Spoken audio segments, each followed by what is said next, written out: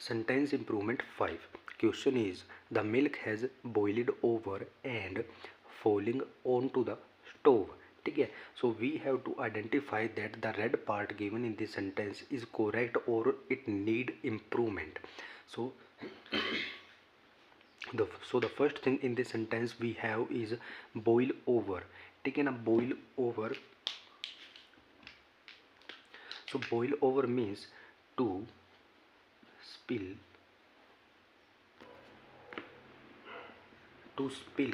out of a container while boiling. ठीक है, यानी कि बॉईल ओवर का मीनिंग होता है to spill out of a container while boiling, यानी कि उबलते समय कंटेनर से बाहर आ जाना, किसी बर्तन से बाहर आ जाना उबलते समय। स्पिल आउट हो जाना यानी कि उबलने के दौरान वो ज़्यादा उबल गया तो वो बर्तन से बाहर आ गया।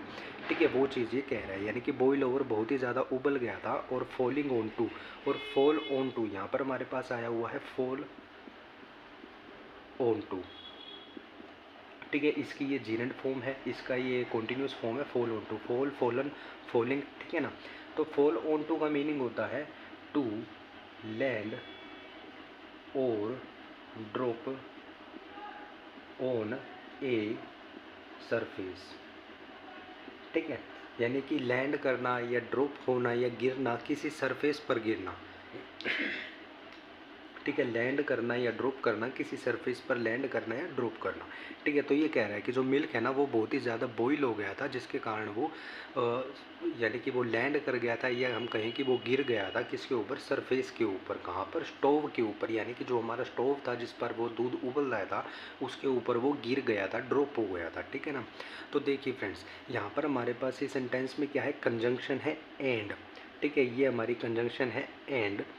और जब भी एंड दो क्लोज को आपस में जोड़ती है ना, जब भी एंड दो क्लोज को आपस में जोड़ता है तो एंड के पहले वाला क्लोज फॉर्मेट और एंड के बाद वाला क्लोज फॉर्मेट वो एक ही फॉर्मेट में रहता है, यानी कि वो एक ही सेंटेंस में रहता है। तो देखिए फ्रेंड्स, एंड से पहले जो हमारा क्लोज है वो किस में है, वो हैज़ प्लस वर्ब की थर्ड फॉर्म में है। ठीक है, हैज़ प्लस वर्ब की थर्ड फॉर्म में है, तो उसके बाद वाला भी सेंटेंस हमारा क्या होना चाहिए, थर्ड फॉर्म में होना चाहिए। ठीक है ना, यानी कि जो हमारा हैज़ वर्ब आएगी वो तो हमारी एक ही आएगी, वो रिपीट नहीं होगी।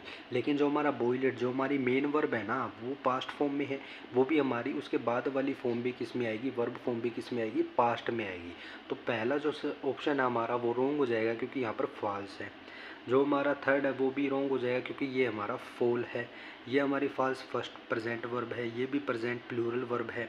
लेकिन जो सेकंड वाला ऑप्शन है वो हमारा राइट हो जाएगा क्योंकि यहाँ पर फॉलन लिखा हुआ है, जो एंड के अकॉर्डिंग यहाँ पर ठीक है, क्योंकि एंड से पहले भी यहाँ पर क्या आया हुआ है, बॉइल्ड आया हुआ है। तो एंड के बाद की जो वर्ब होगी, उसके नियर की जो वर्ब होगी वो भी हमारी क्या होगी, फॉलन होगी। ठीक है ना, तो कभी भी जब भी एंड से पहले और एंड के बाद ये दो क्लोज को जोड़े, एंड अगर दो क्लोज को जोड़े तो एंड से पहले वाला स्ट्रक्चर और एंड के बाद वाला स्ट्रक्चर वो हमेशा सेम ही रहेगा।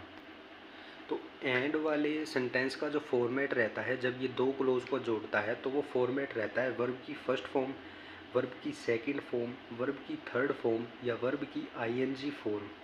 ठीक है, फिर एंड आ जाए, फिर उसके बाद भी यही फॉर्मेट रहेगा। अगर वर्ब की फर्स्ट फॉर्म आई है पहले तो वर्ब की फर्स्ट फॉर्म आएगी, सेकंड फॉर्म आई है तो सेकंड फॉर्म आएगी, थर्ड फॉर्म आई है तो थर्ड फॉर्म आएगी, अगर आईएनजी फॉर्म आई है तो आईएनजी फॉर्म आएगी। ठीक है ना, एंड अगर कभी भी दो क्लोज को जोड़े तो जो पहले वर्ब आई हुई हैं बाद में भी वही वर्ब आएंगे। तो यहाँ पर पहले वर्ब हैज़ बॉइल्ड, यानी कि बॉइल्ड जो है हमारी वर्ब की थर्ड फॉर्म है, तो यहाँ पर भी फॉल, फाल, फैल, फालन।